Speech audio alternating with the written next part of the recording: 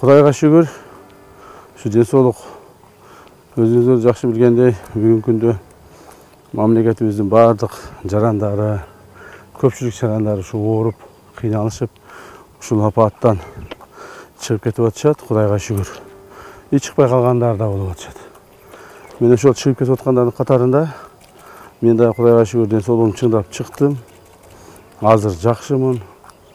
Азыр ошол бир аз денсаулыгым чыңдайын деп анан ушул айылыбызда, өзүбүздүн жерибизде ооруп аткан жакындарыбыз бар.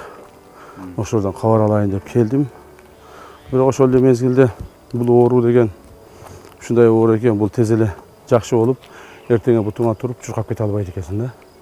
Азыр деле менде ушундай баягы мындай деп коет, слабость да, мындай эме жок, күч жок болуп турат да. Акырын анан ушу ооруна келет экенсиң. Бул оору деген өтө жаман оору экен. Бул оорунун алдын алыш керек экен. Анан мен ушул бизди көрүп турган анча-мынча биздин ушу телекөрүүчүлөргө айтып кетет элем. Бул оорунун эң башкы маселеси алдын алыш керек экен. Алдын алыш дегени, эгерде ооруп кала турган болсоң, сөзсүз түрдө ушу 1-2 күнүн ичинде врачтарга кайрылыш керек экен. Анан азыр өтө көп ар түрдүү методдор чыгып атпайбы, лечение боюнча айтып атышат, аныкылы кыла, мунукулу кыла деп.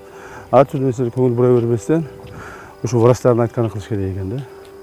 Эгерде муну өткүзүп жибере турган болсо, канчалык көп өткүзсөң, ошончолук кайра ордуна келиш кыйын экен. Мен дагы бир аз өткүзүп жиберип, бир 2-3 күн командировкада болуп калдым. Анан келип, бир 5 күн үйдө жатып калдым да. Үйдө жатып калып, ошо бир 6-7 күн өткүзүп жибердим да. Ошондуктан бир аз чыгып кетишим кыйын болду.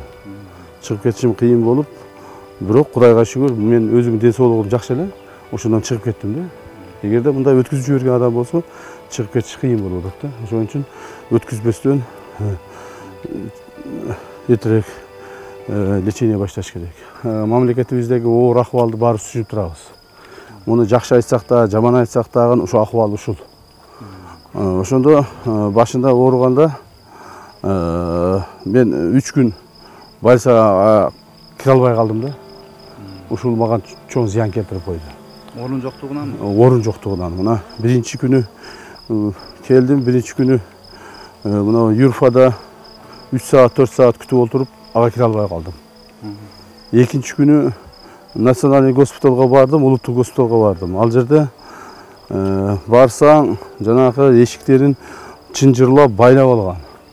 Мен барганда эле мен келинчегим экөөбүз бардык эле. Мен барганда эле ал жерде уже 5-6 адам очередьте. Эч кимди кабыл албай атат.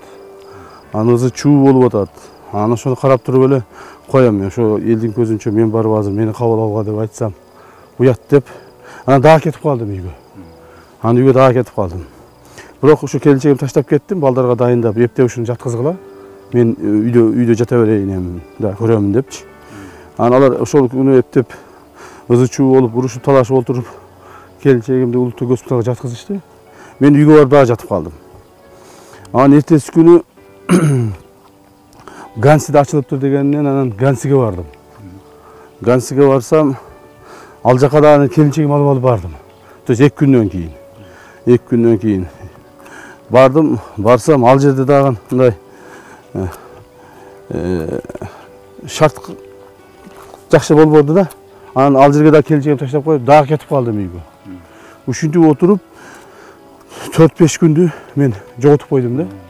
4-5 күн жоготуп коюп, ошонун азабынан 4-5 күндүн эсебинен бир катуу кыйналып калдым да. Ошондуктан айтайын дегеним, мына ооруган адамдарга тез аранын ичинде жардам көрсөтүлүш керек деген, больницага жаткызылыш керек экен да. Анан ушу врачтардын көрсөтмөсү менен дарылана башташ керек экен. Эгерде ошо дарыланбай токтоп, же болбосо дарыланбай мындай бир туруп кала турган болсо, анда оор кесепеттер болот экен да. Мына ушуну мен өзүм мойнуман өткүзүп келдим да.